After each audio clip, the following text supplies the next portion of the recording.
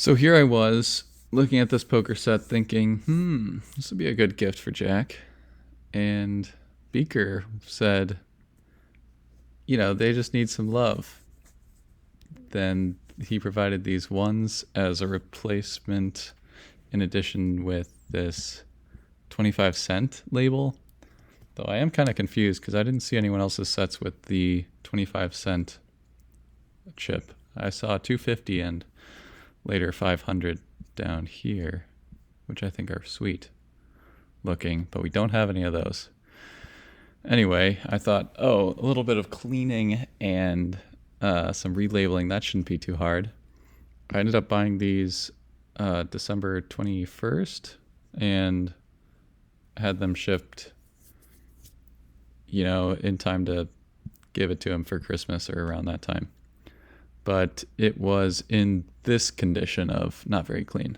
So I wanted to set out to clean and relabel them, though I was not, aware of how hard it was going to be. So I started taking video near the end of the process, but the beginning of the process was using this ultrasonic cleaner that people recommended because I didn't want to do all of this by hand. I don't know if it worked. I did some side-by-side tests and I think it worked. I don't know if I'm doing something wrong, but here I fill up the ultrasonic cleaner with distilled water because it seemed like tap water wasn't working at first. Then I used salt and dish soap, some amount of it, and let them go for like 5 minutes. I saw someone's video doing like 20 seconds, but that didn't seem to do anything. So put them in here at 45 degrees and let them steep between like taking the labels or between washing them off in the sink and soaking them in here. So here I'm like taking the dirt off with my fingers. I think it works. Who really knows though? You'll see what it looks like at the end. And then I would take the whole basket of them, dump it out on a towel, and bring it in here to clean in the sink. I took a whole handful of them and rubbed them with this big old brush to get the outsides, and then individually, one at a time, to get the chips themselves. And the ones that were already labeled, I didn't do any special precautions. They just are fine being cleaned. The plastic is a good enough protection against the labels, and they all look perfect still. So that's cool. These I'm kind of doing out of order. These are half done. The labels have been taken off and the inner labels have been taken off and now they're cleaned. Then the next step would be the labeling. But I cleaned the ones. I cleaned all of these actually. Yep, cleaned all the chips. Almost all one at a time. Cleaning looked like this afterwards. So here is, that's not good. Before and after.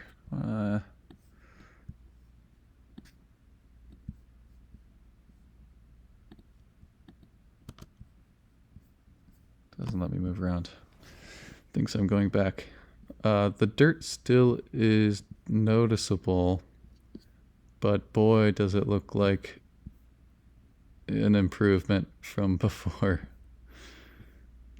This is the green after and before. And then, why did I take this picture on my cutting board? Who knows? See this angle. Here's the red. Before, the reds weren't as bad, and the blacks hid the dirt well. can barely tell, but like on the yellow and the pink, it's pretty noticeable. So that's cool. After that, here is the massacre of the delabeling. See, there's this plastic bit on the outside that you have to X-Acto blade away, and some of them came nicely off. Like these are somewhat intact X-Actoed plastic, and then the spoiler. Well, I guess you've seen it now. Here is the set. This was actually before it was cleaned, but this is the whole set with non-relabeled chips, and then a custom dealer button I made, and custom blind boats I made. What's this? Oh, this is after taking off the label, before labeling. Here is the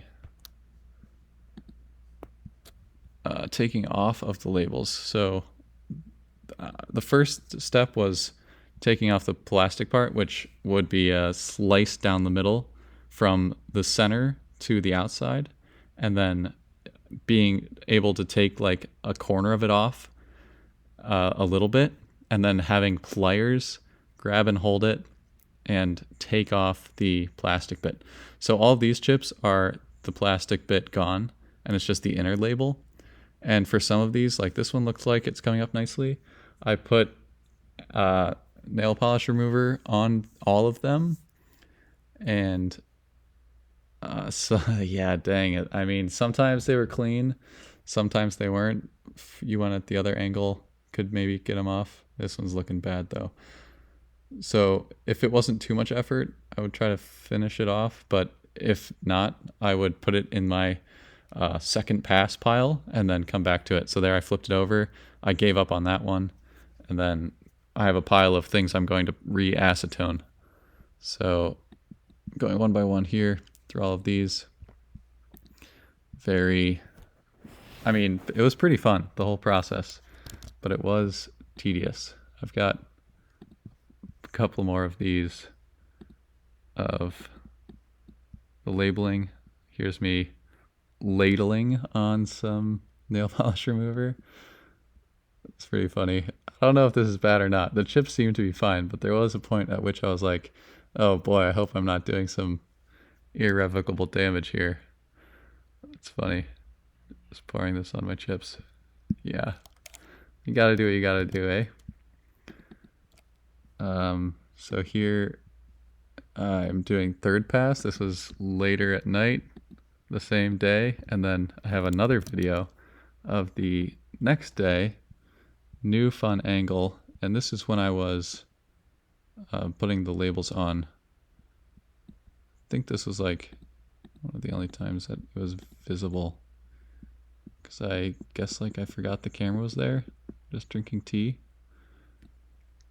Here we go. This one will be good. So I took the top of the sun and put it at one of the corners. See there, it's at the top.